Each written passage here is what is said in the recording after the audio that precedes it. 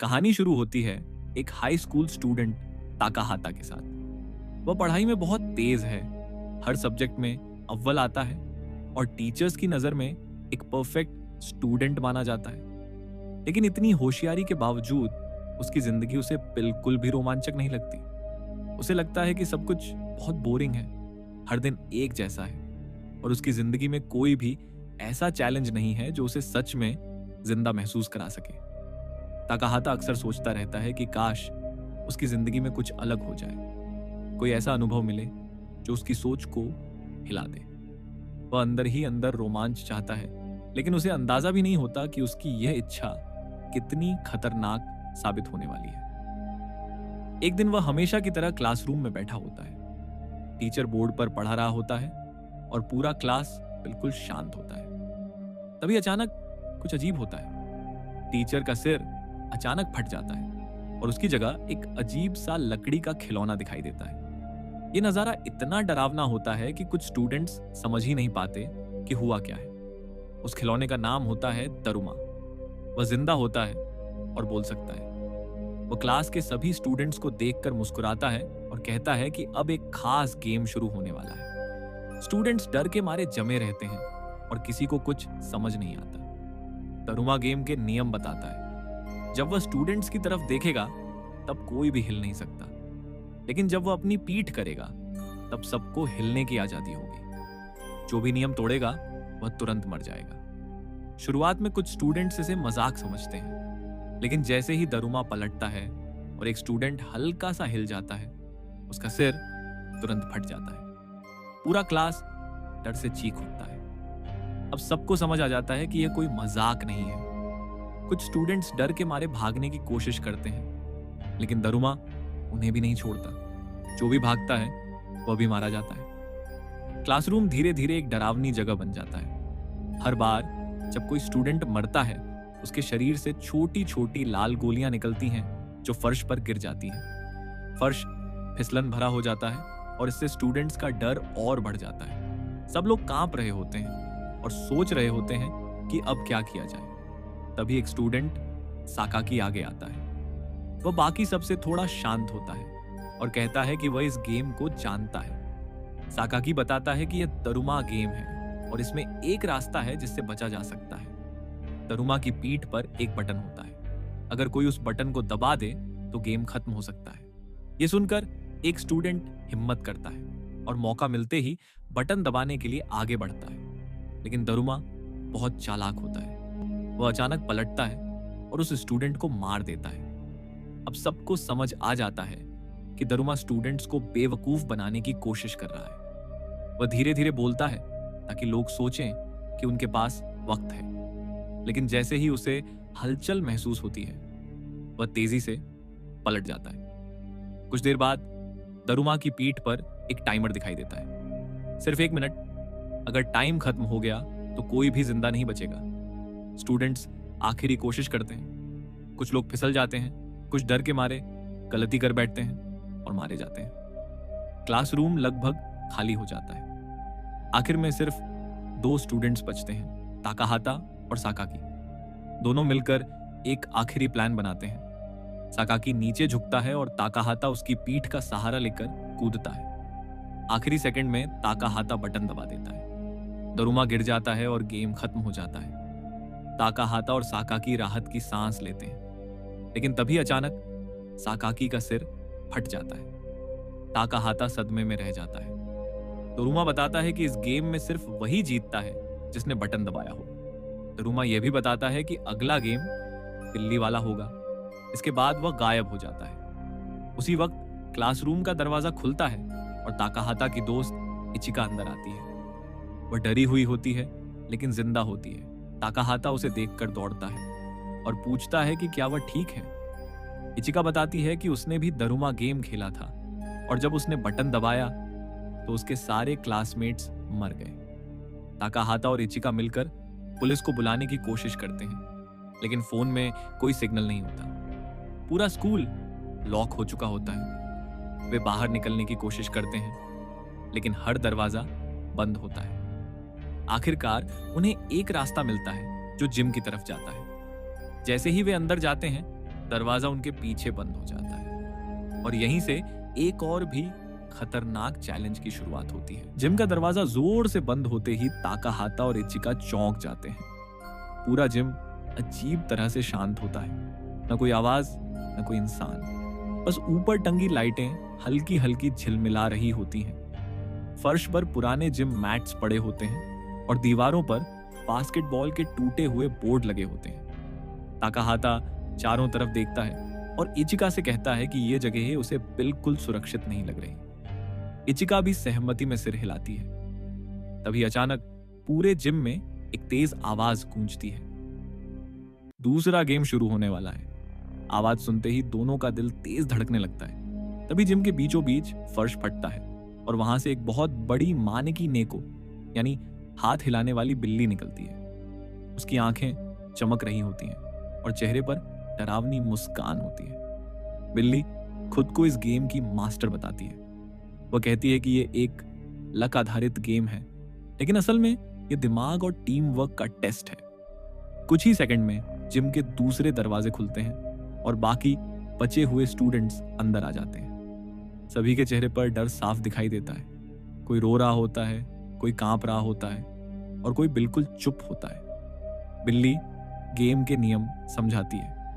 हर student को एक mobile phone मिलता है। फोन में एक बटन होता है। अगर बिल्ली ने लाल कहा तो किसी को भी हिलना नहीं है। अगर हरा कहा तो सब हिल सकते हैं। लेकिन ट्विस्ट ये होता है कि बिल्ली कभी कभी जानबूझकर गलत शब्द बोलती है। जो भी कंफ्यूज होकर गलती करेगा वह तुरंत मारा जाएगा। गेम शुरू होते ही कुछ स्टूडेंट्स डर के मारे तुरंत गलती कर बैठते हैं।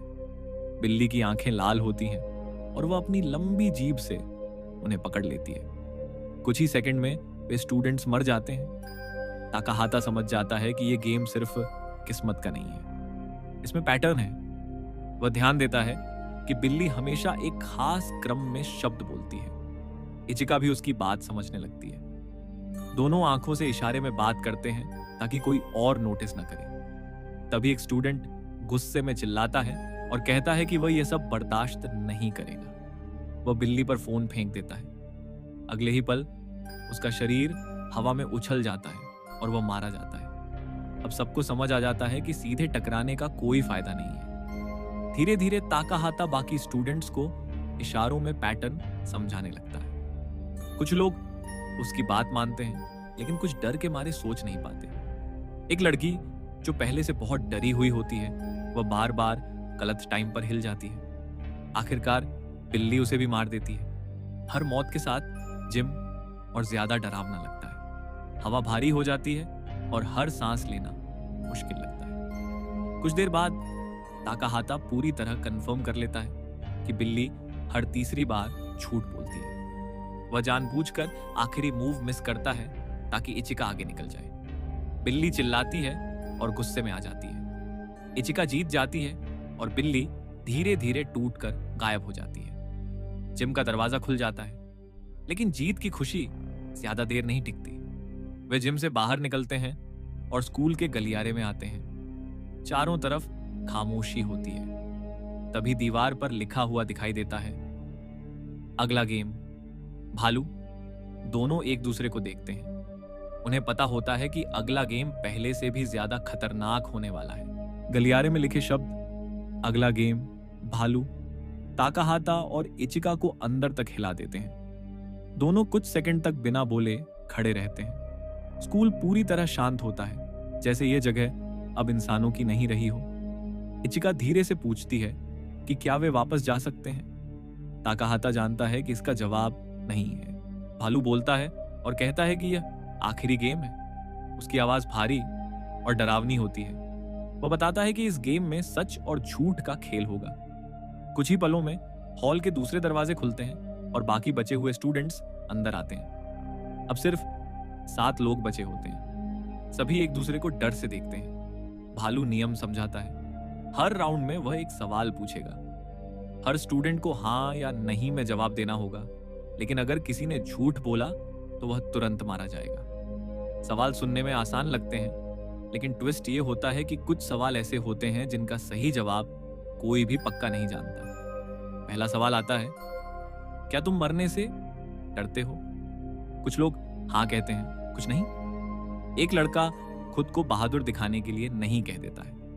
अगले ही पल भालू उसका सिर कुचल देता है। सब समझ जाते हैं कि यह गेम सिर्फ जवाब का नहीं, खुद से ईमानदार होने का है। दूसरे सवाल में भालू पूछता है, क्या तुम किसी और को बचाने के लिए अपनी जान दे सकते हो? एक लड़की जवाब देने से पहले रोने लगती है। वो सच में कंफ्यूज होती है और हाँ कह देती है, लेकिन अंदर से वह खुद भी नहीं जानती। भालू उसे भी मार देता है। अब बचे रहते हैं सिर्फ 4 लोग, ताकाहाता, इचिका और 2 अन्य स्टूडेंट्स। हर सवाल के साथ माहौल और भारी हो जाता है। भालू धीरे धीरे सवाल पूछता है ताकि लोग सोचें, लेकिन सोचते सोचते डर उनके दिमाग को जकड़ लेता है। ताकाहाता समझने लगता है कि यह गेम असल में इंसानों की कमजोरी दिखाने के लिए बनाया गया है। तभी भालू एक ऐसा सवाल पूछता है जो सबको चुप करा देता है। क्या तुम्हें लगता है कि यह सब तुम्हारी गलती से शुरू हुआ? एक स्टूडेंट तुरंत नहीं कह देता है, लेकिन अंदर से वह जानता है कि उसने पहले गेम में दूसरों को धक्का दिया था। भालू उसे भी मार देता है। अब सिर्फ ताकाहाता और इचिका बचे होते हैं। इचिका कांप रही होती है।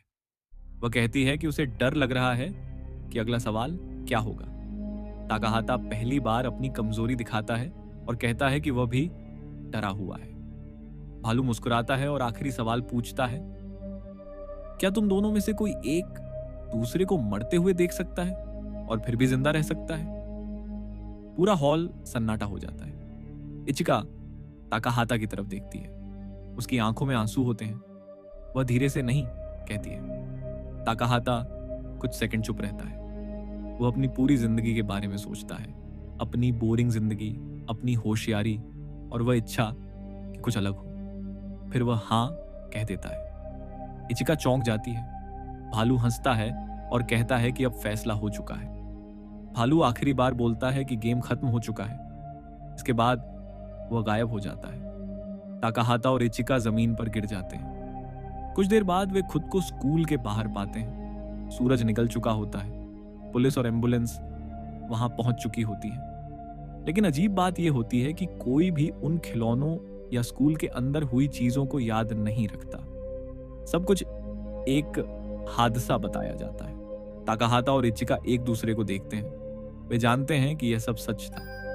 कुछ दिन बाद ताकाहाता फिर से स्कूल जाता है। क्लास वही है, लेकिन सब कुछ अलग लगता है। वह अब बोर नहीं होता। वह जान चुका होता है कि जिंदगी कितनी कीमती है। इचिका खिड़की के पास बैठी होती है। वह ताकाहाता को देखकर हल्की सी मुस्कान देती है। कैमरा धीरे धीरे बाहर जाता है और आखिरी लाइन आती है, जो जिंदगी को हल्के में लेते हैं, गेम उन्हें याद दिलाता है।